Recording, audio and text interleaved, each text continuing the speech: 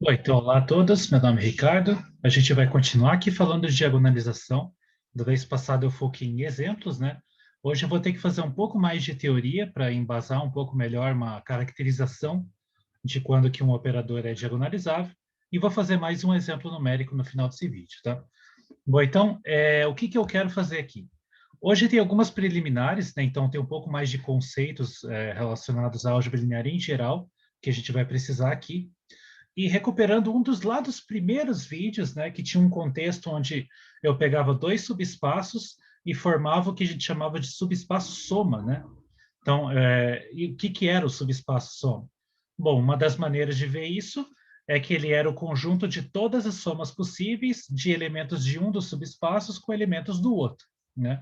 Acontece que como a soma de vetores em um espaço vetorial é associativa, você pode generalizar essa ideia de soma de dois subespaços para uma soma de qualquer quantidade de subespaços que você quiser, tá? Então, uma quantidade finita, pelo menos aqui nesse contexto, uma quantidade finita de subespaços. Tá? Então, imagina que você tem V é um espaço vetorial, pega S1, S2 até SK subespaços vetoriais do mesmo espaço vetorial. Eu estou colocando como uma K-upla só para... lembra que a gente faz esse artifício, né? Para não só escolher subespaços ou o que for, mas escolher os caras com uma determinada ordem, tá? Então, S1 é o primeiro, S2 é o segundo e assim por diante até SK. Tá? Então, já estou especificando uma ordem. Então, como eu acabei de falar, a gente pode definir um novo subespaço vetorial, que é você ficar fazendo as iteradas, digamos assim, das somas, né, de subespaços, acrescentando em cada etapa um novo subespaço. Então, você pode formar o S1 mais S2, e isso dá um subespaço. Aí, esse subespaço soma, você pode tomar a soma dele com S3, e aí, como a soma é associativa, você vai ver que isso basicamente é a mesma coisa que fazer S1 mais S2 mais S3, sem se importar com a ordem com que você está somando. E aí você vai iterando esse processo somando subespaços até o SK. Tá? Então, a cara dos elementos desse subespaço soma de todos os caras, desde o S1 até o SK, é exatamente o que você espera. É um conjunto de todas as somas possíveis de elementos da forma V1 mais V2 mais V3, etc., mais VK, onde o V1 está no S1, o V2 está no S2, o V3 está no S3 e assim por diante. Tá, então, é uma generalização direta da ideia de soma de dois subespaços agora para uma quantidade finita qualquer de subespaços. E lembra que no caso de dois subespaços tinha uma noção de soma direta, né? Que era o caso onde a interseção dos dois era só o zero.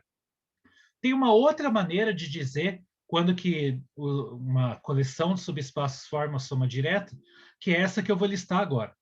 Tá? Então, eu digo que o S, né, dado por essa soma de S1 mais S2 até SK, ele é uma soma direta desses subespaços, se vem a questão agora do seguinte, ó, todo elemento em S pode ser escrito como soma de V1, V2 até VK, onde cada um dos V está no subespaço correspondente.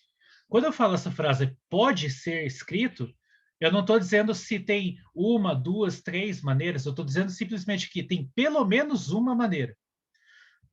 Dizer que eles estão em soma direta é dizer que tem uma maneira e que essa maneira é única.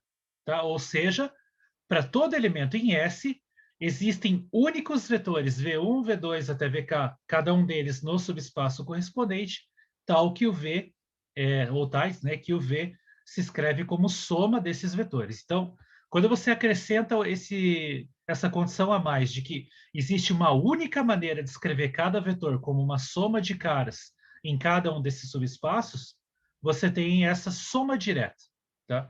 Então, lá no caso de dois subespaços só, você pode verificar fazendo um exercíciozinho de que essa definição de soma direta é equivalente à que eu já tinha dado para o caso de dois subespaços só. Ou seja, que no caso de só dois subespaços, essa condição é equivalente à interseção dos dois ser só o zero. Tá? Então, são equivalentes. Né? Eu deixo como exercício para verificar isso. Bom, e uma outra maneira equivalente de verificar essa condição que eu acabei de falar, né, é muito parecido quando eu falei da questão de que quando você tem uma base, você escreve vetores como combinação linear dos elementos de uma base de maneira única, né? Ou seja, os coeficientes estão bem determinados. Aquela conta que a gente fez para verificar isso é muito semelhante à conta que eu faço para verificar essa equivalência que eu vou dizer aqui agora. Tá? Então, a condição de S ser uma soma direta desses subespaços é equivalente à seguinte: toda vez que eu escrever o vetor nulo como somas de vetores de cada um desses subespaços, então necessariamente todos esses vetores têm que ser o vetor nulo. Ou seja, escrever o vetor nulo como soma de vetores de cada um desses subespaços aqui tem uma maneira, que é a maneira trivial, pegando o vetor nulo de cada um dos subespaços, mas se é soma direta, a maneira trivial tem que ser a única de fazer isso. Tá? Então, essa condição é equivalente a essa condição que eu acabei de falar aqui, de que todo vetor pode ser escrito de maneira única, como soma de vetores em cada um desses subespaços. Para verificar isso, como eu falei, a conta é a mesma. Você pega o mesmo vetor, escreve como duas somas a princípio diferentes, faz a diferença das duas, aí você vai estar escrevendo o vetor nulo como uma soma de vetores cada um desses, em cada um desses subespaços, e aí você testa, né? Então, se está numa direção, então alguém é zero, e aí você vê que os pares correspondentes são iguais, e vice-versa. Tá, então, esses resultados eu vou falar mais, eu não vou escrever tantos, porque eles são bem simples e a gente já verificou coisas muito parecidas. Tá, então, esse é o conceito de soma direta, né? De subespaços, uma família agora de subespaços qualquer, né? Finita. E a proposição é a seguinte, tá? Então, relacionado ainda nesse contexto de soma direta. Então, imagina que você tem um subespaço que é a soma direta, estou supondo já, que ele é soma direta dessa coleção de subespaços S1 até SK. Então, qual que é a maior utilidade, né, da soma direta? Quando você tem uma família de subespaços que está em soma direta. A maior vantagem é essa proposição. Se você pegar uma base para cada um desses subespaços, quando você juntar todas elas e formar um novo conjunto beta listando todos os vetores de todas essas bases que você escolheu, esse cara inteirinho vai ser uma base para esse subespaço que é dado pela soma de todos esses S1 até SK. Tá? Então, lembra que, em geral, quando você pega dois subespaços, pega uma base de um e uma base do outro, não tem porquê, quando você juntar essas duas bases, isso formar uma base do subespaço soma. Você forma, com certeza, um conjunto de geradores, mas esse conjunto de geradores, em geral, não tem por que ser LI. Então, o que eu estou afirmando é que, no caso que a soma é direta, vai dar um conjunto LI. Tá? Então, gerador vai ser óbvio que ele vai ser. A proposição está dizendo, essencialmente, que é linearmente independente. Tá? Então, em particular, né, como a coleção dessas bases vai formar uma base para o S inteiro, e a quantidade de elementos que vai ter nessa base beta é a soma das quantidades de elementos em cada uma dessas bases, então a dimensão do S, né, quando o S é dado por uma soma direta, vai ser a soma das dimensões de cada um desses subespaços. Então, lembra que a gente fez uma fórmula da dimensão, lá no caso de soma de só dois subespaços, que era a soma de cada um deles, só que eu tinha que tirar a dimensão da interseção. E aqui é uma coisa semelhante. Se está em soma direta, eu não preciso tirar nada de interseção. Quaisquer pares de interseções que você pensar que você pode fazer aqui, todas elas vão ser nulas. Tá? Então, quando você junta bases, vai dar uma base de fato. Tá? Então, essa é a importância da soma direta, essa condição da soma ser direta. Bom, então, eu não vou verificar isso em detalhes, eu só vou falar, de certa maneira, por que vale. Primeiro, bom, por que esse conjunto beta ele é um conjunto de geradores? Porque isso é uma coisa geral, é um exercício de álgebra linear. Se você pega um conjunto de geradores para cada um desses subespaços, faz a soma desses subespaços, junta todos esses geradores, isso vai dar um conjunto de geradores para soma, né? Porque dado um elemento genérico no S, ele é uma soma de elementos de cada um desses subespaços. Por sua vez, cada um deles é a combinação linear dos elementos da base correspondente. Então, esse teu cara vai ser uma baita de uma combinação linear que vai envolver os elementos de todas essas bases que você escolheu. Então, o conjunto de geradores, com certeza, ele é. Agora, por que que ele vai ser linearmente independente, né? Então, a questão é, você testa isso, né, fazendo uma combinação linear de todos esses vetores, que seja igual ao vetor nulo, né? Daí você vai ter, em particular, uma maneira de ver, né? Vai ser uma combinação linear, uma parte dessa combinação vai envolver só vetores do S1, uma parte da combinação só vai envolver vetores do S2, e assim por diante. E como vai ser uma combinação linear nula, essa soma inteira vai ser igual a zero, e aqui eu vou ter vetores, né? Vamos dizer assim, W1, W2, etc., até WK, onde cada um desses vetores WJ pertence ao subespaço SJ correspondente.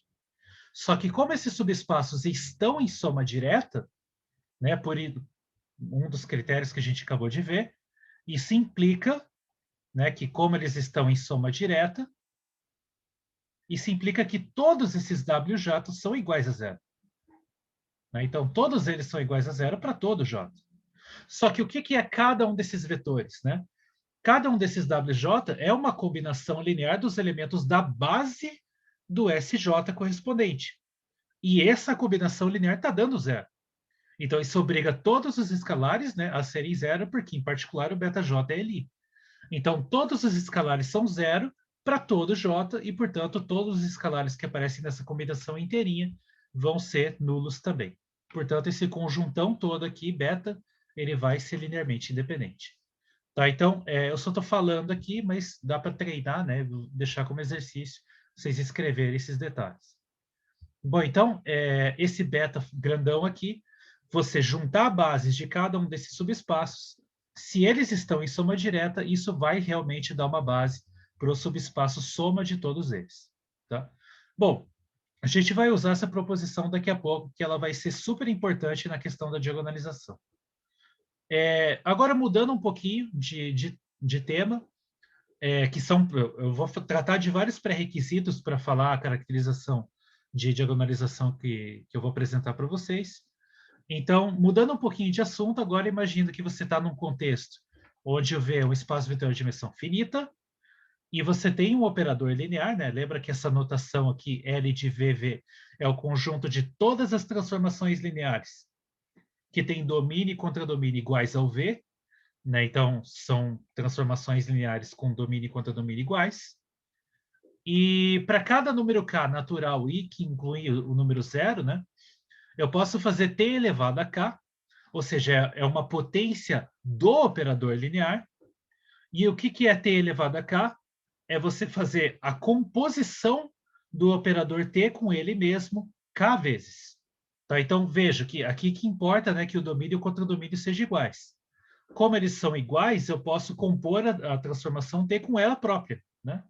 Então, só escrevendo aqui no cantinho, o t ele vai do V no V, o próprio t vai no t do V no V, então eu posso fazer a composição, que eu estou chamando de t quadrado, né, que é t bola t, ele vai continuar indo de V em V, né? Ele vai continuar tendo o domínio e o contradomínio iguais. Então você pode iterar esse processo e ficar pegando composições, né? Então você vai formando essas potências do operador linear t, né? Compondo ele com ele mesmo k vezes. Isso para k maior ou igual a 1. Quando você não compõe nenhuma vez, ou seja, t elevado a zero, por definição, a gente vai declarar que t elevado a zero é a transformação linear identidade. Tá? Ou seja, aquela que pega um vetor e leva nele mesmo. Isso aqui é em analogia ao que acontece com números reais. Né? Aqui a composição é como se fosse o produto, né? Então, é como se fosse multiplicar o número por ele mesmo k vezes, e aí quando você eleva um número a zero, dá 1. Né? E quem faz o papel de 1 para essa composição, né, de transformações lineares vai ser a transformação linear identidade. Tá? Então, por isso, essa não é nem exatamente uma convenção, é praticamente tem que ser assim. Tá? Então, t elevado a zero, a gente declara como a identidade, a transformação linear identidade do V no V. Bom, então, a gente já viu anteriormente, né, que quando você faz a composição de duas transformações lineares, o resultado ainda é uma transformação linear. Em particular, todas as potências do t ainda são operadores lineares, né? Porque eles têm domínio e contradomínio iguais ao V. Então, todas as potências são transformações lineares, e além disso, se você tiver uma base do teu espaço vetorial, faz sentido perguntar, né? Qual é a matriz da transformação linear t elevado a k naquela base? Então, é muito simples verificar isso, que a matriz do operador linear t elevado a k na base que você quiser vai ser nada mais do que você pegar a matriz de t na base beta e fazer a potência da matriz k vezes, tá? Então, esse lado direito, ele é uma potência da matriz. É a matriz de t na base beta multiplicada por ela mesma k vezes, tá? Então, essa relação ela vale porque a gente já viu uma coisa muito mais geral do que isso, que era o seguinte, né? Que a matriz de uma composição, a gente viu, na verdade, que vale uma fórmula bem geralzona, mas, em particular, quando você coloca a mesma base, vou colocar o beta aqui, eu estou usando beta. Em particular, quando a gente usa a mesma base, a gente obtém essa relação aqui. Mas lembra que, em geral, a gente verificou que vale uma relação quando você pega três bases, né? Uma base do domínio da T, uma base do contradomínio da T e uma base do contradomínio da S, né? Então, você tem uma relação envolvendo as três bases aqui, mas quando é tudo a mesma base, em particular, vai valer essa relação aqui. E esse caso particular é o caso onde o T e o S são, na verdade, o mesmo operador. Então, se você coloca T bola T aqui, né? S igual a T. Então, você usa S igual a T. Aí, aqui do lado esquerdo, vai ter a matriz do operador T ao quadrado, na base beta. E do lado direito, opa, aqui eu errei, isso aqui não é uma bolinha. Isso aqui é um ponto de multiplicação de matriz, na realidade. Que é multiplicação de matriz. Então, aqui do lado direito, quando S é igual a T, vai ficar o produto da matriz de T na base beta por ela mesma, né? Então, vai ficar T ao quadrado, e aí você itera esse processo para potências de ordem mais alta. Tá? Então, vai valer essa fórmula aqui. Bom, e por que eu estou falando isso, né? Então, quer dizer, operadores lineares, você pode fazer potências deles.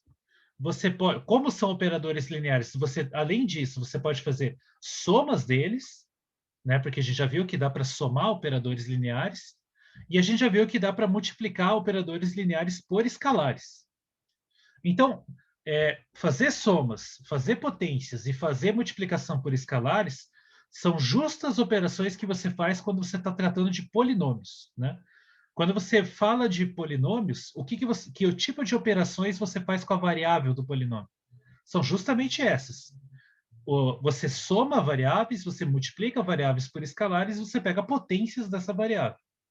Então, eu vou definir um conceito aqui que se chama aplicar um polinômio ao operador, ou o que a gente chama de cálculo funcional. Mas cálculo funcional é uma coisa muito mais geral.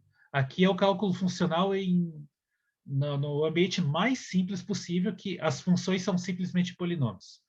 Tá? Então, o contexto é assim, imagina que você tem um operador linear, né? E é importante enfatizar que o domínio contra o domínio tem que ser o mesmo, porque senão não faz sentido falar das potências, né, desse operador. E digamos que você tem um polinômio aqui com coeficientes reais, ou pode ser complexos, ou podem ser corpos algebricamente fechados, não importa. Tá? Então, lembra que aqui o contexto de álgebra linear 1, a gente está focando em coeficientes reais, mas já vou adiantando que pode ser, por exemplo, complexo também. Então, pode ser vários corpos, né? Não precisa ser exatamente números reais. Então, tem aqui um polinômio, e aí a ideia é você trocar a variável x pelo próprio operador t. Tá? Então, quando eu troco a variável x pelo operador t, eu vou produzir um novo operador linear e, por definição, ele vai ser dado por essa expressão aqui. Ou seja, eu troco a variável x, né, onde tem x aqui no polinômio, eu troco pelo operador t. E tudo que isso que está aqui do lado direito faz sentido, né? Porque aqui são potências de t, como eu já falei, faz sentido falar das potências de t. Essas potências eu multiplico por escalares, eu posso multiplicar operadores por escalares, e também posso fazer as somas, né, que correspondem a somar operadores lineares. E a parte constante, né, a parte que não tem a variável x, a gente faz uma convenção de que eu troco isso, para isso virar um operador linear, né? Não faz sentido eu colocar só o número A0 ali. O A0 vai multiplicar o operador linear identidade. Tá? Então, essa coisa toda do lado direito, ela vai ser uma combinação linear de operadores lineares e, portanto, vai ser ainda um novo operador linear. Tá? Então, isso é importante. Isso do lado direito não é um número, né? Eu estou substituindo um operador na variável x do polinômio. E isso vai me produzir um novo operador linear. Tá? E aí, como consequência direta do lado do que a gente acabou de ver aqui, né? Que é a matriz das potências de K, das potências de T na base beta, são basicamente pegar a matriz de T na base beta e fazer as potências de matriz. Se você perguntar qual é a matriz do operador P de T, né? Então isso vai dar exatamente o polinômio calculado na matriz de T na base beta. E o que é o polinômio calculado na matriz de T na base beta? Bom, é o análogo do que eu acabei de escrever. Todas essas operações, você pode fazer elas com matrizes também, né? Então, aqui é a matriz identidade, aí A1 vezes essa matriz de T na base beta, e assim por diante, até AN vezes a matriz de T na base beta elevado a N. Então, esse lado direito aqui é uma conta com matrizes. Assim como eu falei que isso aqui faz sentido para operadores, ele também faz sentido para matrizes também, porque eu posso pegar matrizes quadradas, né? Fazer potências delas, posso somar matrizes, posso multiplicar matrizes por escalar. Então, tudo isso que eu falei para operadores também é igualzinho para matrizes. Então, esse cara do lado direito, se você quiser, né, ele é definido desse jeito aqui. É o análogo, só que em vez do operador vai ser a matriz. Tudo isso que está ali do lado direito faz sentido também. E bom, então, entre aspas, eu posso calcular polinômios em operadores, né? E não, bom, não é entre aspas, é de fato isso, né? Eu estou calculando o polinômio no operador. Então, faz sentido falar de raiz, né, de polinômio no sentido de operadores. Então, esse conceito ele vai voltar mais tarde, né? Então, a gente diz que o polinômio P anula o operador linear T, se quando eu calculo esse polinômio no operador linear T, isso me dá zero. O que é esse zero do lado direito, né? Bom, o P de T é um operador linear. Então, esse zero aqui é a transformação linear nula. Tá? Então, é o zero do contexto, né? Então, isso aqui é a transformação linear nula. É a transformação linear que pega todos os vetores e dá zero em todos eles. Tá? Então, faz sentido, né? Isso pode acontecer e a gente vai voltar mais tarde nisso. Então, só estou adiantando a definição aqui, mas essa questão de polinômios que anulam operadores vai voltar mais tarde. Bom, uma pequena proposiçãozinha que é a seguinte, agora a gente vai começar a relacionar com o tema que é diagonalização, finalmente. Então, imagina que você tem T um operador linear, pega V um vetor e lambda um número real, tais que T de V seja múltiplo do próprio V. Eu não estou dizendo necessariamente que o V é um autovetor, né? Eu não estou dizendo aqui que o V tem que ser diferente de zero. Aqui não importa. É simplesmente um vetor tal que T de V seja múltiplo do próprio vetor. Agora, o que acontece, então, se eu pegar um polinômio, calcular esse polinômio nesse operador, então isso tudo é um operador, isso é importante, essa coisa toda é um operador linear, então faz sentido pegar esse operador linear e calcular ele em vetores de V. Então a questão é, se o vetor V satisfaz uma relação desse tipo, se o T de V é múltiplo do próprio V, então quando eu calculo o operador P de T nesse vetor V, essa operação de calcular o polinômio ele passa para esse escalar que está aqui na frente. Tá? Então, P de lambda é um número, e aí eu estou multiplicando esse número pelo vetor V. Então, essa passagem, né, do operador P de T calculado no V é um múltiplo do próprio V de novo. Né? Então, isso aqui, assim como T de V é um múltiplo do V, P de T calculado no V também vai ser um múltiplo do próprio V. E quem é o fator? É o polinômio calculado no número lambda. Tá? Então, é uma relação que, a princípio, parece estranha, mas ela é bem natural por causa dessa relação aqui e por causa da definição do P de T. Tá? Então, por que vale essa relação? A gente vai verificar ela aqui rapidinho. Então, eu vou escrever, né, que digamos que o P de x é A0 mais A1x mais até AN T elevado a N. Opa, T não, eu não calculei no operador aí. X elevado a N. Então, digamos que o P de x seja assim. Aí, por definição, o polinômio calculado no operador é A0 vezes identidade, mais A1 vezes T, né? Mais A2 vezes T quadrado, e assim por diante, até AN vezes T elevado a N. Então, o que eu quero fazer? Eu quero pegar esse operador aqui e calcular ele no vetor V, que satisfaz essa igualdade.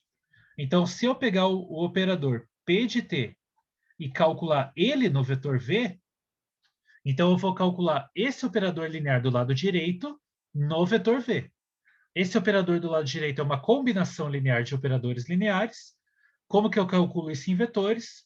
Fazendo ponto a ponto. É a definição, né, de como que você faz somas de operadores em um vetor, é ponto a ponto. Então, isso aqui vai ser o A0 vezes transformação e identidade calculada no V, mais A1 vezes transformação T calculada no V, mais A2 transformação T quadrado calculada no V, e assim por diante, até AN, o operador T elevado a N calculado no V. Agora, o que dá cada uma dessas potências aqui no V, né? O que acontece com esses caras? Bom, daí é você iterar a hipótese, né? Então, por hipótese, eu tenho essa relação aqui.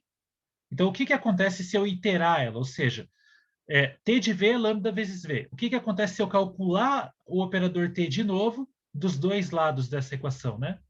Então, mais... Por exemplo, T quadrado em V, por definição, ele é o T calculado no T de V, ou por definição de composta, só que o que está dentro dos parênteses é o T de V, que por hipótese é lambda vezes V. Mas como o operador é linear, esse lambda é um escalar, eu posso tirar ele para fora, fica lambda vezes T de V, e aí eu uso a hipótese de novo, e aí o T de V, ele é lambda vezes V. Portanto, aparece lambda quadrado vezes V. Aí você itera essa propriedade, você vai perceber que T elevado a K calculado em V vai ser lambda elevado a K calculado em V para todo K de 1 até N. Tá? Então, isso vai valer. Portanto, né, esse lado direito, isso vai implicar que P de T calculado em V vai ser o quê, né? Então, já percebe aqui, né? T de V, já vou escrever aqui embaixo, T de V vai ser o lambda vezes V, T quadrado de V vai ser lambda quadrado vezes V, e assim por diante até lambda elevado a n vezes V. Aqui é só a identidade, então aqui é o próprio V. Então, todas essas parcelas aqui vão multiplicar o vetor V. E todas essas parcelas acompanham escalares. Então, eu posso colocar o vetor V em evidência, juntar todos os escalares dentro dos parênteses, e a expressão que parece é exatamente o polinômio P calculado, só que agora no número lambda, e isso tudo está multiplicando o vetor V. Tá? Então, quando você coloca o vetor V em evidência, o escalar que aparece é exatamente a expressão do polinômio P calculado no número lambda. Tá? Então, é por isso que vale essa proposição aqui, e a gente vai usar ela daqui a pouquinho. Tá? Então, tá aí a primeira proposiçãozinha sobre... ainda não é sobre autovalores e autovetores, mas é quase, né? Porque eu estou dizendo T de V igual a um múltiplo do próprio V, então tem uma relaçãozinha parecida, né? Quando você calcula um polinômio nesse operador aí. Bom, então, qual que é o primeiro teoreminha de hoje, né? Então, a situação é a seguinte, imagina que você tem um espaço vetorial de dimensão finita, e imagina que você tem um operador linear, né? Do V no V, e imagina que lambda 1, lambda 2 até lambda k são os autovalores distintos, tá? Então, quando você calculou lá o polinômio característico, você viu as raízes dele e os números diferentes que apareceram lá, você chama de lambda 1, lambda 2 até lambda k. Então, eles são distintos, 2 a 2. Para cada um dos J de 1 até K, eu vou dar só nomes aqui, para não precisar ficar escrevendo alto espaço toda hora. Então, o alto espaço do lambda K, ou seja, o conjunto dos autovetores, né, incluindo zero, dos autovetores associados ao alto valor lambda K, eu estou chamando de SK, e eu vou chamar de S o subespaço soma, ou seja, o que é o S aqui? É você pegar os autoespaços de cada um desses autovalores distintos e fazer a soma de subespaços deles, assim como a gente definiu, né, lá no início. Então, os subespaços que vão interessar para nós nesse vídeo são os autoespaços de cada um dos autovalores distintos que você tiver para esse operador linear. Então, esse é o S, né? Ele é formado por essa soma. E a afirmação desse teorema é que o S é a soma direta desses subespaços. Ou seja, se você pegar os autoespaços de autovalores distintos e fazer a soma deles, a soma de subespaços, essa soma vai ser direta. Tá? Então, esse é o teorema mais importante de hoje, depois a gente vai ver alguns corolários desse teorema, mas é o fato mais importante de hoje. Então, como consequência, antes de demonstrar ele, como consequência, deixa eu voltar aqui para essa proposição, né? Que ela dizia o quê? Bom, se eu pegar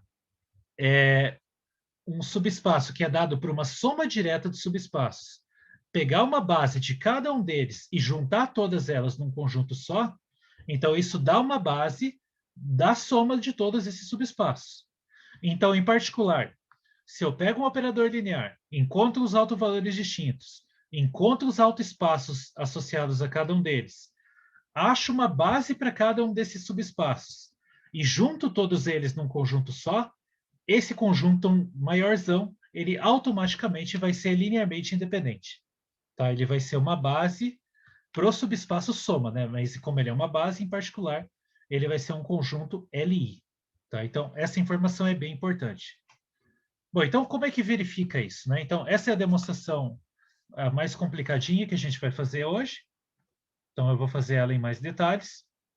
E o que a gente quer fazer aqui, né? A gente quer verificar que essa coleção de subespaços forma uma soma direta.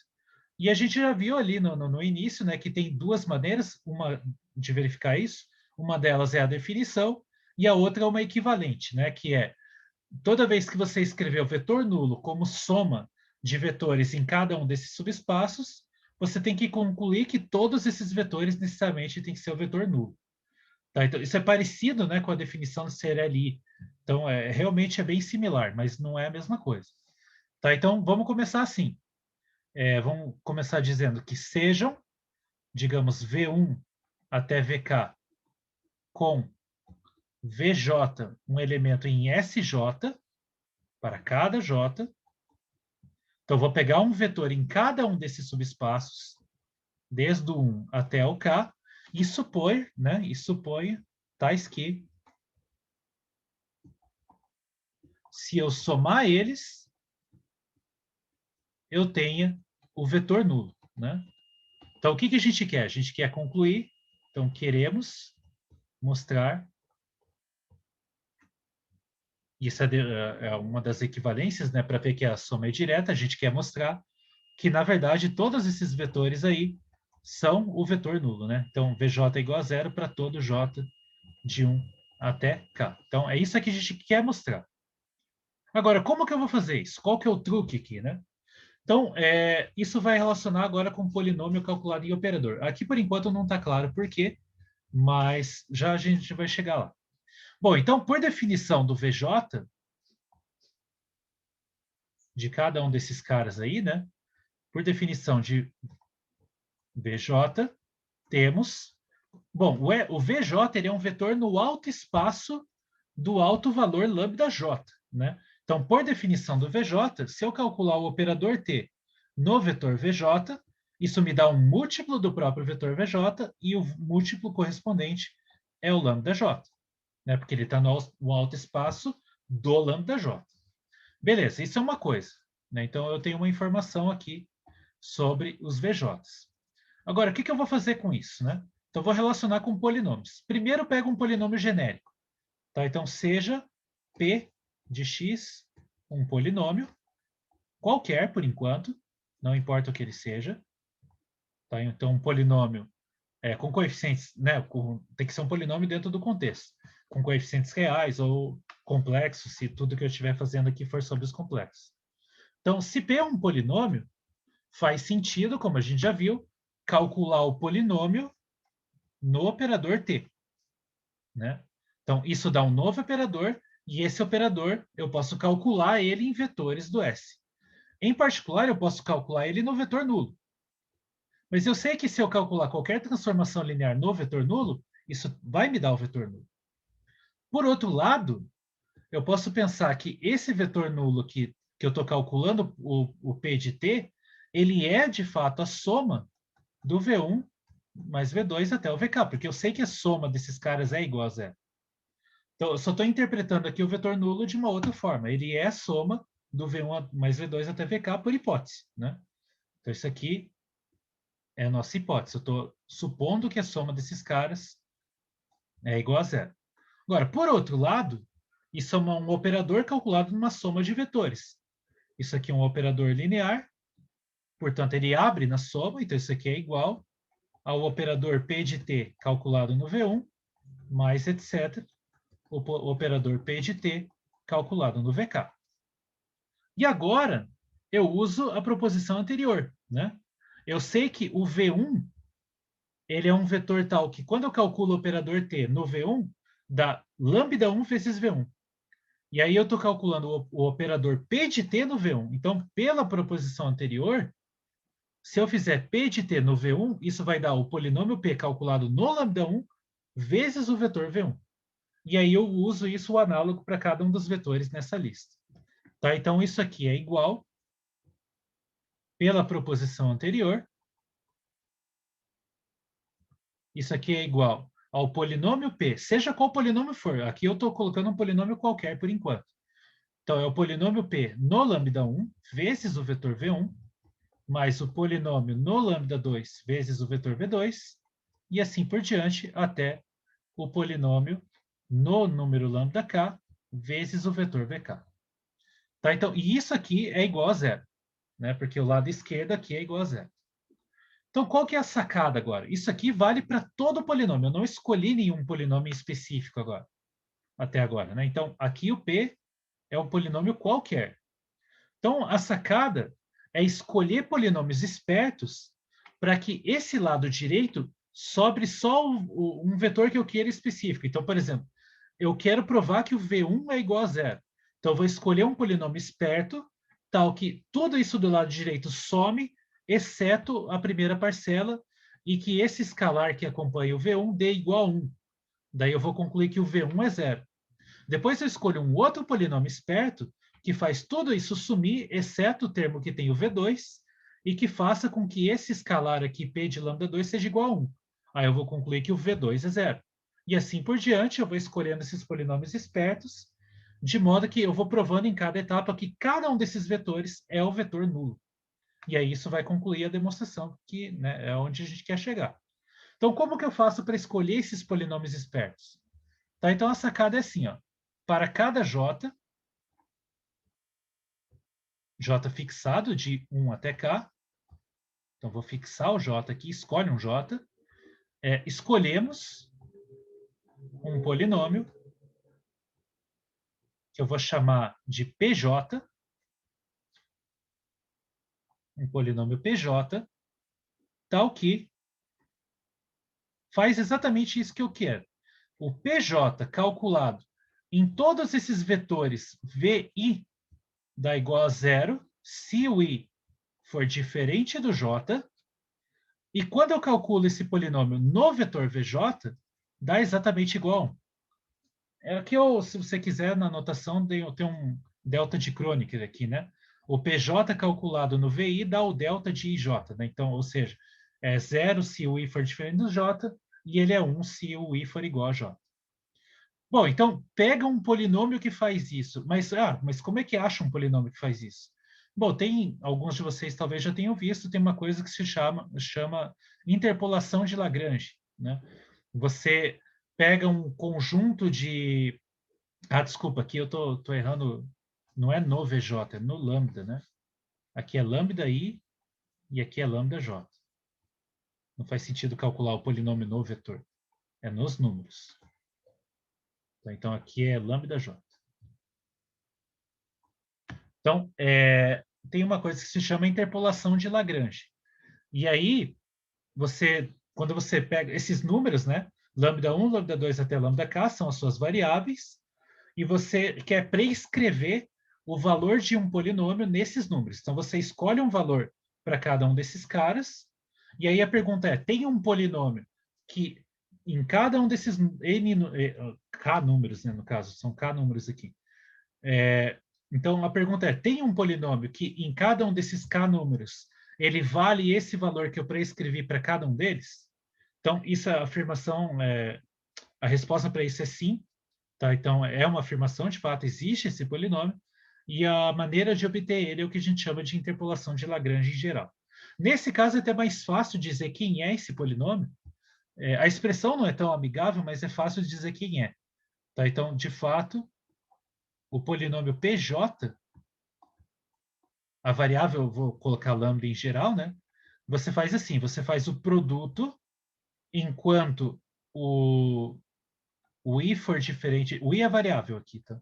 Então, o i for diferente do j, você vai fazendo lambda menos lambda i. Então, o que é? Não é só isso o polinômio, mas pensa assim, ó. Você vai multiplicar, digamos que aqui seja o P1, né?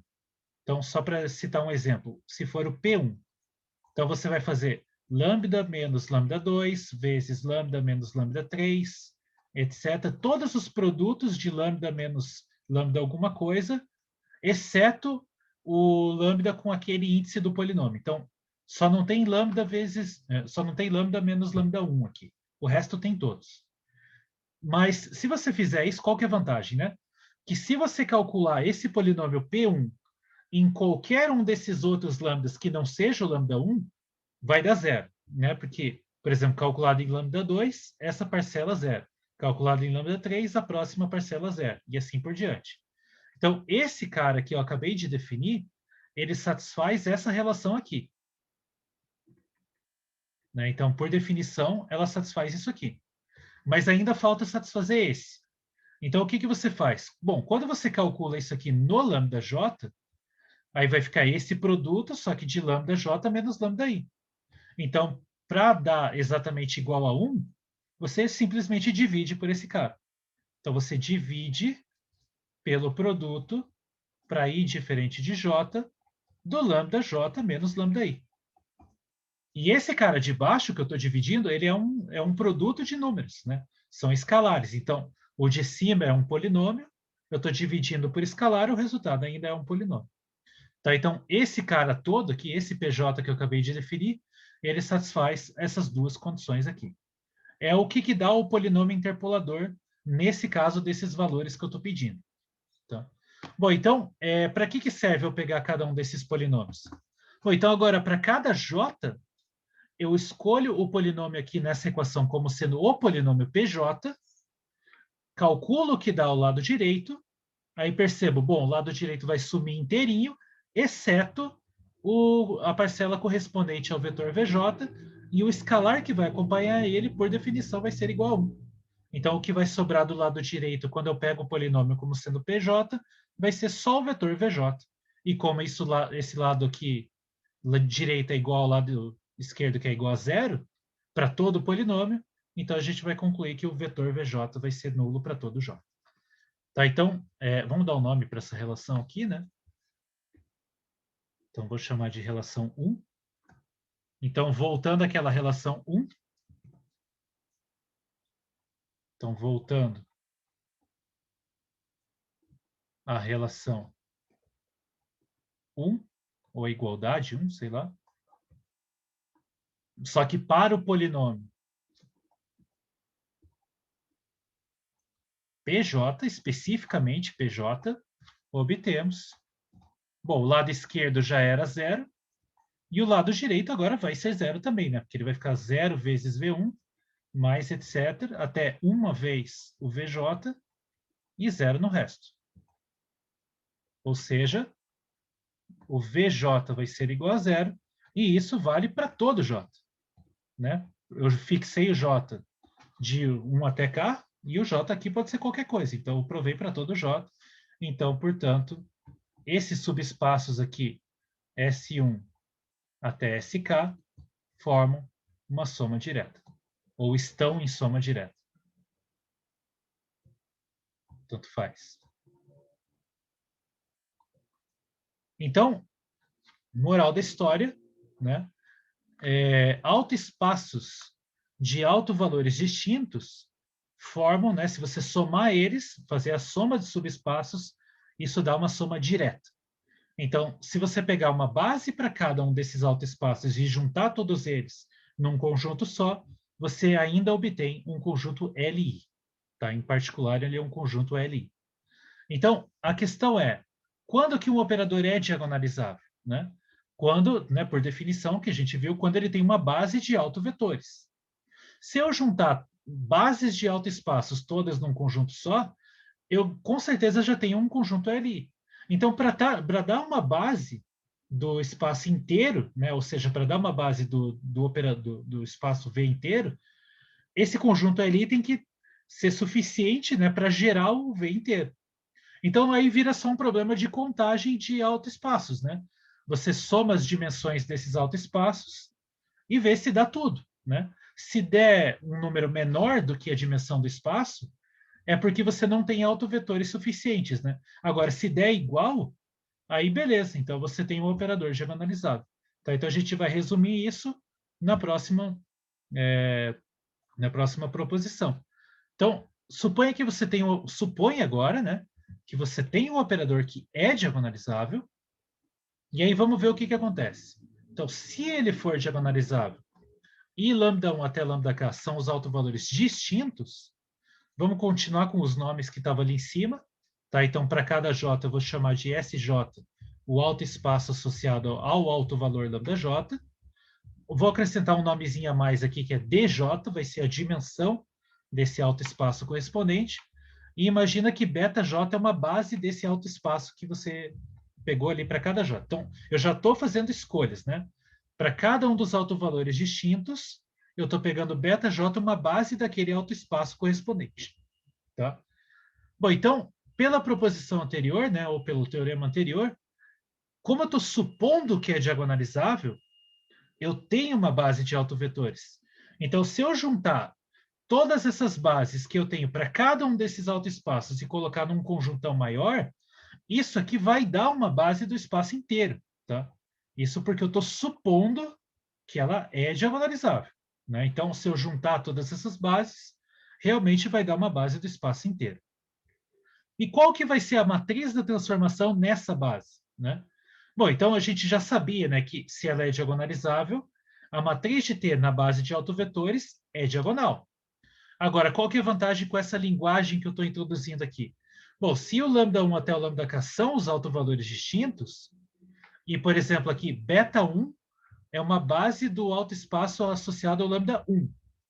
Então, quando eu vou calcular a matriz da transformação, eu tenho que calcular o operador em cada um dos vetores da primeira base ali, para formar as primeiras colunas, eu digo. Então, eu calculo o operador em cada um dos vetores da primeira base, vejo os coeficientes, boto nas colunas.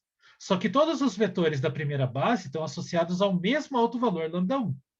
Então, quais são os coeficientes? Bom, são lambda1 e 0 no resto, e isso se repete, né, analogamente para cada um dos vetores desse primeiro autoespaço. Então, o primeiro bloco, digamos assim, da matriz da transformação nessa base, vai ser assim, né? Vai ser uma matriz diagonal, onde o lambda1 vai se repetindo. E aí, quantas vezes ele se repete? Bom, ele se repete a quantidade de vetores que tem na base do autoespaço correspondente. Como eu estou chamando de DJ, né, a dimensão do autoespaço correspondente, então, nesse primeiro bloco, o lambda1 aparece D1 vezes. Né? E aí, análogo para cada um dos outros autoespaços. Então, o lambda2 vai aparecer D2 vezes, e assim por diante, até o lambda k, que vai aparecer dk vezes. Então, se ela for diagonalizável E você fazer esse processo que eu falei, né? Pega os autovalores distintos, pega uma base para cada um desses autoespaços associados e monta a matriz da transformação nessa base, nessa ordem. Então, o formato dessa matriz sai em blocos, né? Então, o primeiro autovalor repete uma determinada quantidade de vezes, e assim por diante, né? O segundo, uma quantidade de vezes, e assim vai.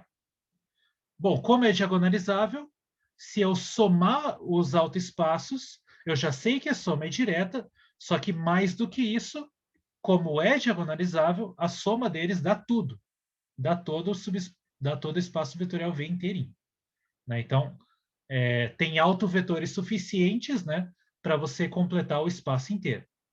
Então, em particular, né, se você quiser, a dimensão do V é a soma das dimensões dos autoespaços, que são esses números D1, D2 até Dk. Né? Então, isso aqui em particular, só para escrever um em particular, isso implica que a dimensão do V é a soma de D1 mais D2 até Dk. Então, a gente tem uma implicação sobre a dimensão, né, do espaço todo em função das dimensões de cada um desses autoespaços. E, além disso, nesse caso ainda diagonalizável, como que fica o polinômio característico, né?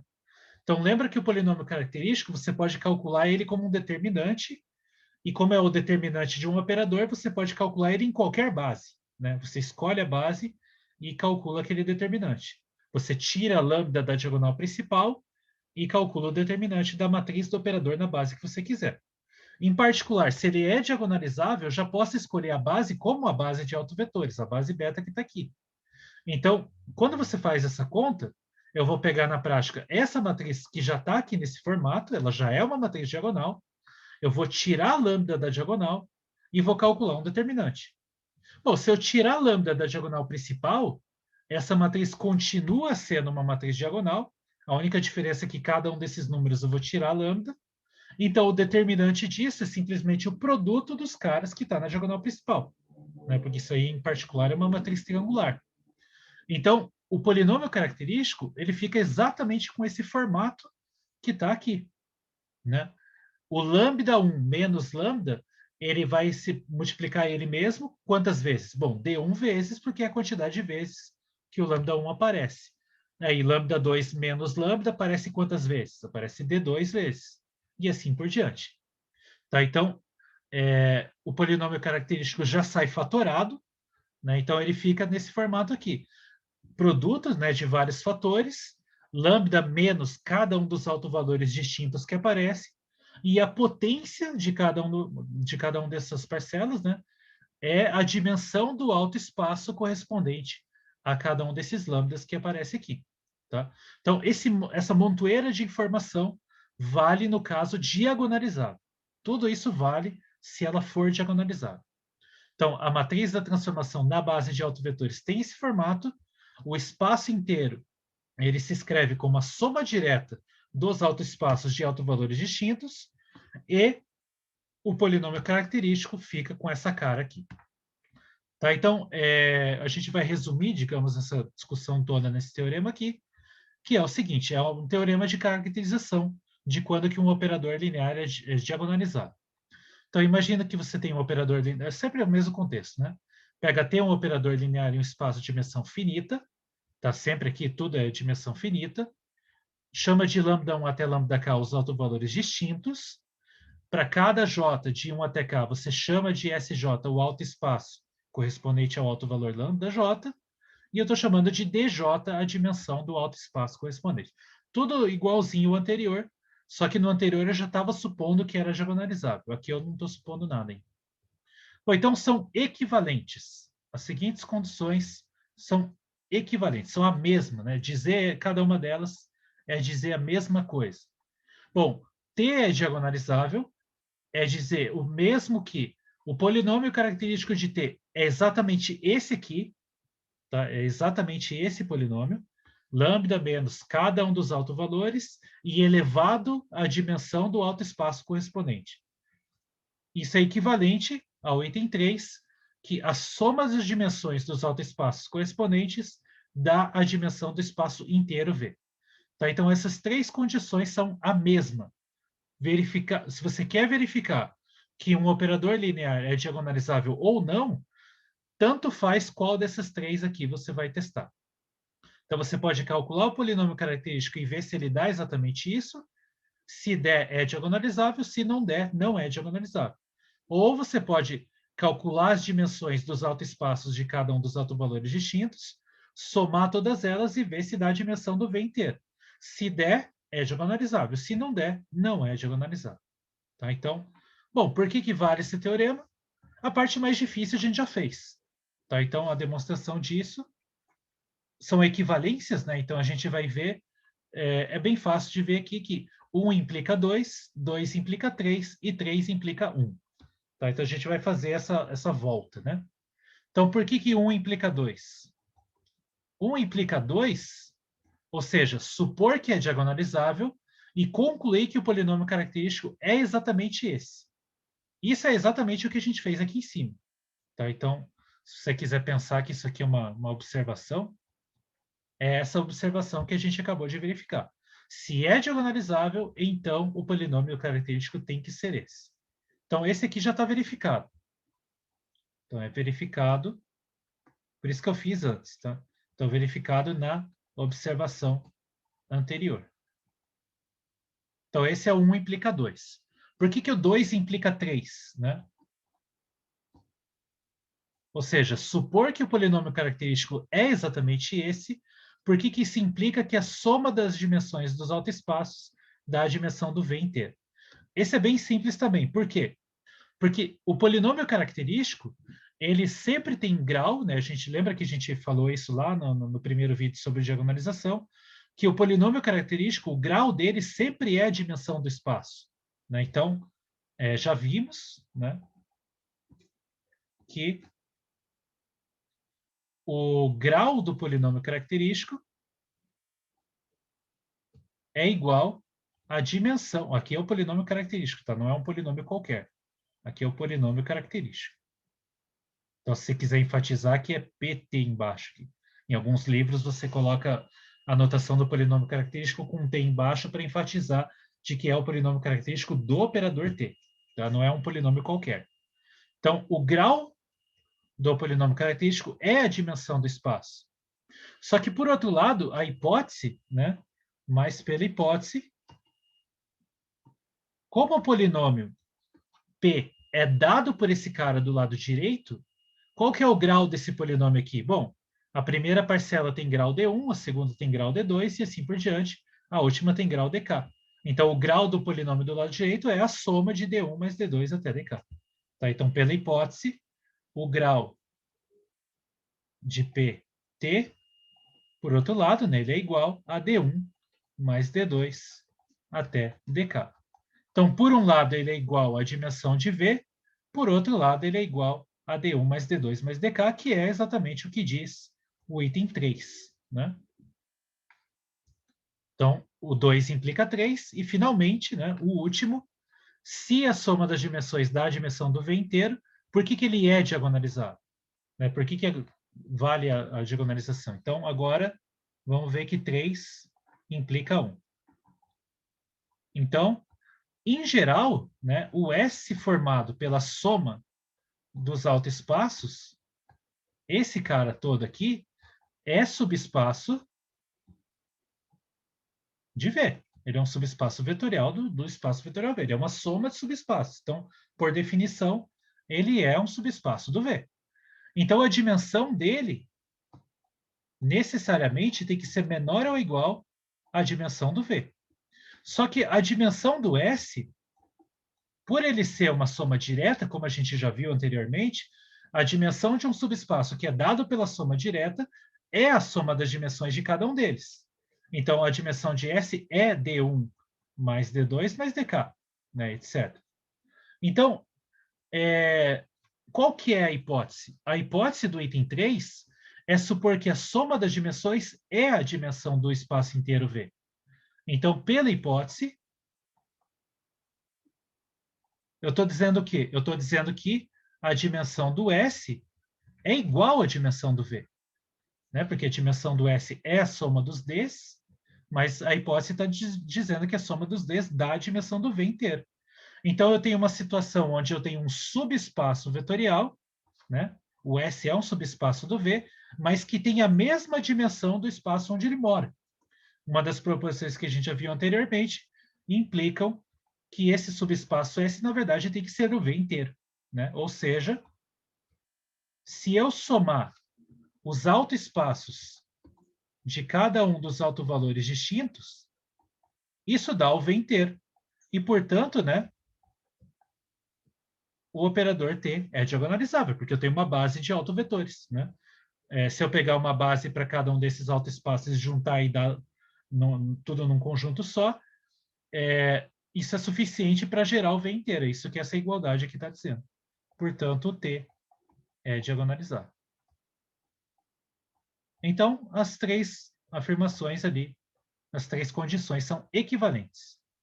Então, testar se um operador é diagonalizável, você pode testar por qualquer um desses três métodos que você vai chegar na mesma conclusão. Então, essa é a primeira caracterização de quando que um operador é diagonalizável em termos do seu polinômio característico. Tá? Então, o polinômio característico tem que ser exatamente esse aqui para ela ser diagonalizável. Qualquer coisa diferente dessa não vai ser. Né? Esse critério você pode usar, ou esse aqui, que é a mesma coisa, somar as dimensões dos autoespaços e verificar se isso dá tudo ou não. Bom, então vamos finalmente, né, sair um pouco da teoria e finalizar com um exemplo. Então vamos pegar esse operador T de R3 em R3, dado por essa expressão aqui, e vamos descobrir se ele é diagonalizável. Tá? Então, bom, eu não vou fazer todas as contas aqui, né? Eu só vou dizer algumas coisas, o que vai dar. Então, qual que é a matriz de T na base canônica, tá? Já que o operador está dado de R3 em R3, né? Está dada a fórmula dele em coordenadas canônicas, digamos assim, é mais vantajoso usar a base canônica para escrever as matrizes. Então, qual que é a matriz de T na base canônica? Esse é simples, né? Então, aqui é 3 na primeira coluna, 2 e 2. Depois, na segunda coluna vai ser 1, 2 e 2. E na terceira coluna vai ser menos 1 e 0. Né? Então, até essa altura, vocês já estão acostumados a fazer isso. Então, a matriz de T na base canônica é essa. E aí, o polinômio característico, que vai ser o determinante de T menos lambda vezes a identidade, né? Então, polinômio característico P, eu vou colocar o Tzinho embaixo ali para enfatizar, né?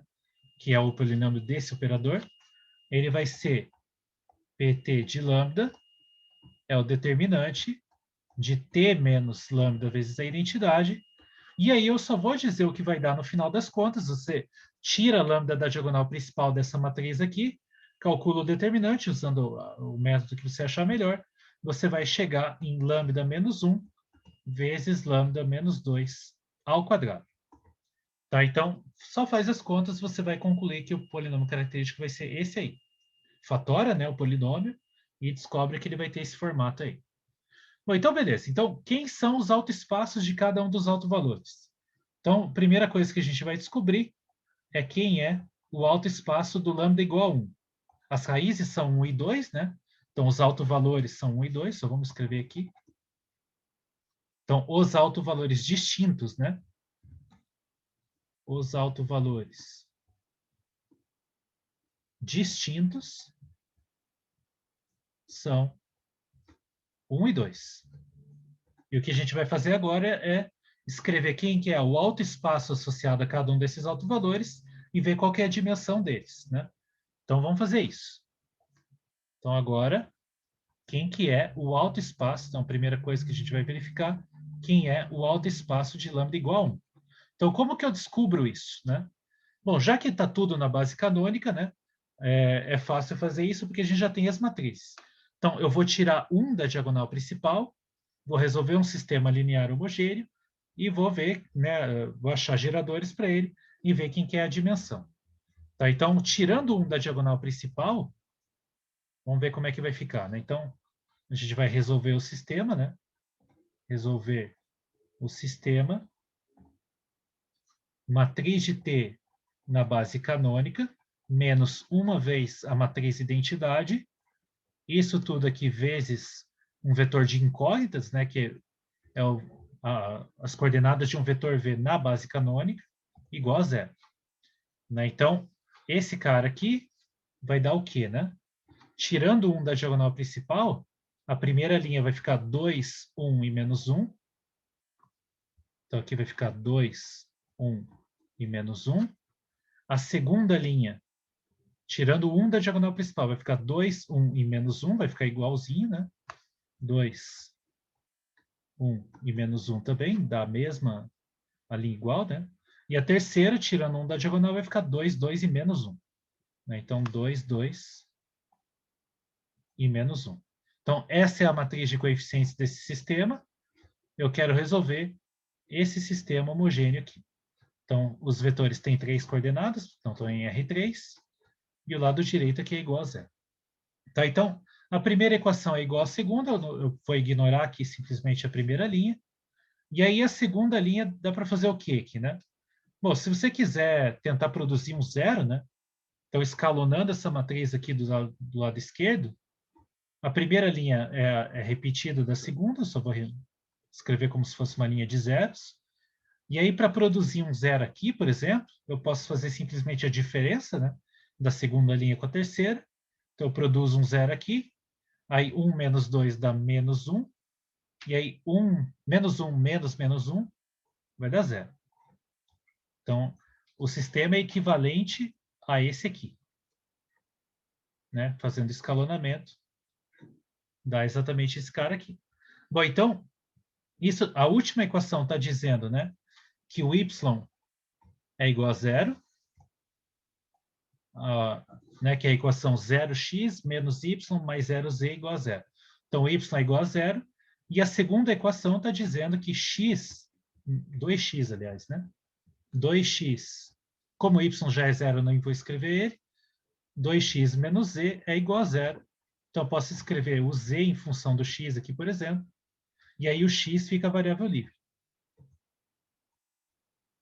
Então, aqui está o z em função de x, o y eu já sei que tem que ser igual a zero, e o z está dado em função do x. Então, isso diz para nós que o alto espaço do alto valor lambda igual a 1, ele vai ser o espaço gerado por um único vetor, né? O vetor de coordenadas. Por exemplo, coloca x igual a 1, né? Então, é 1, o y é 0 e o z vai ser 2. Tá? Então, esse cara aqui, o D1, né? Que é a dimensão do primeiro alto valor aqui, né? O alto valor igual a 1, vai ser exatamente igual a 1. Então, beleza. Então, um dos Ds eu tenho. E agora, se eu pegar o alto espaço do lambda igual a 2, vamos ver o que a gente vai encontrar. Então, é a última conta que a gente vai fazer. Quem que é o alto espaço do lambda igual a 2 agora? Então, eu preciso resolver qual o sistema homogêneo. Bom, o sistema homogêneo dado por matriz de T na base canônica, menos 2 vezes identidade, matriz identidade, né? Vezes o vetor de incógnitas. Aqui eu estou fazendo tudo na base canônica, porque é o mais conveniente. Então, qual que vai ser a matriz de coeficientes? Bom, agora eu preciso tirar 2 da diagonal principal. Então, tirando 2 da diagonal principal, fica, na primeira linha fica 1, 1 e menos 1. Então, fica 1, 1 e menos 1. A segunda linha, tirando 2 agora, então 2, 0 e menos 1. Então, agora é 2, 0 e menos 1. E, finalmente, a terceira linha, tirando 2 da diagonal principal, vai ficar 2, 2 e menos 2. Então, aqui vai ficar 2, 2 e menos 2. Então, essa é a matriz de coeficientes do sistema. Vou resolver o sistema linear homogêneo associado a essa equação aí, né? Bom, então, o que vai dar isso aí? Vamos fazer o escalonamento. Então, eu quero produzir um zero aqui, quero produzir um zero aqui. Então, essa matriz aí vai ser equivalente. Então, esse sistema, né, vai ser equivalente. Vou repetir a primeira linha. 1, 1 e menos 1. Aí eu posso multiplicar a primeira linha por menos 2 e somar tanto com a segunda quanto com a terceira para multiplicar ali e gerar esses zeros, né? Então, menos 2 vezes 1 dá menos 2, com 2 dá 0. Menos 2 vezes 1 dá menos 2, com 0 dá menos 2. E aí, menos 2 vezes menos 1 dá 2. 2 menos 1 dá 1. Aí, aqui eu vou produzir um zero também. Menos 2 vezes 1, somando com 2, dá 0. E menos 2 vezes menos 1 dá 2. Então, a última linha aqui dá uma linha de zeros. Já dava para perceber isso, né? Porque a terceira linha é múltipla da primeira, né? É 2 vezes a primeira. Então, a última linha é desnecessária. E aí o resto já está escalonado, né? Então, se você quiser, você simplesmente ignora essa última linha aqui. E aí o resto que sobrou já está escalonado. Então, quais são as equações, né? Então, as equações são, a segunda equação é menos 2y mais z igual a zero. Então, aqui eu posso tirar o z em função de y, por exemplo. Z vai ser igual a 2y. Substituo na primeira equação. Então, vai ficar, a primeira equação é x mais y menos z igual a zero. Só que o z eu já estou escrevendo como 2y, então é menos 2y igual a zero. E aí eu vou escrever o x em função do y aqui. Então, y menos 2y vai dar menos y, passa para o outro lado, vai ficar x igual a y. E aí o y virou nossa variável livre aqui. Tá? Então, o y ficou a variável livre. Então, só tem uma variável livre, portanto, o alto espaço aqui vai ter dimensão 1 também. Né? Então, o alto espaço do alto valor lambda igual a 2, ele vai ser o espaço gerado, também por um único vetor, e esse vetor pode ser tomado como, né? Então, é x, aliás, em termos da variável y, né? É y, y e 2y. Então, ele é y vezes 1, 1 e 2. Tá? Então, isso aqui descreve completamente o alto espaço do alto valor lambda igual a 2, e, portanto, a segunda dimensão, né, que é a dimensão desse alto espaço aqui, ela também vale 1. Né? Então, quer dizer, eu só tenho dois autovalores distintos, né? Então, são dois autovalores distintos.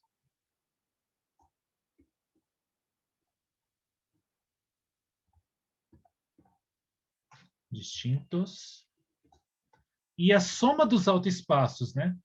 E a soma dos autoespaços associados a esses autovalores é 1 mais 1, né? Porque os dois têm dimensão 1, que dá 2, que é estritamente menor do que 3, né? Que é a dimensão do espaço em si. Né? Porque o espaço ambiente aqui, né, onde tudo está acontecendo, é o R3, que tem dimensão 3. Né? Então, logo, eu não tenho autovetores suficientes e, portanto, a T não é diagonalizável. Né? Então, esse T não é diagonalizável.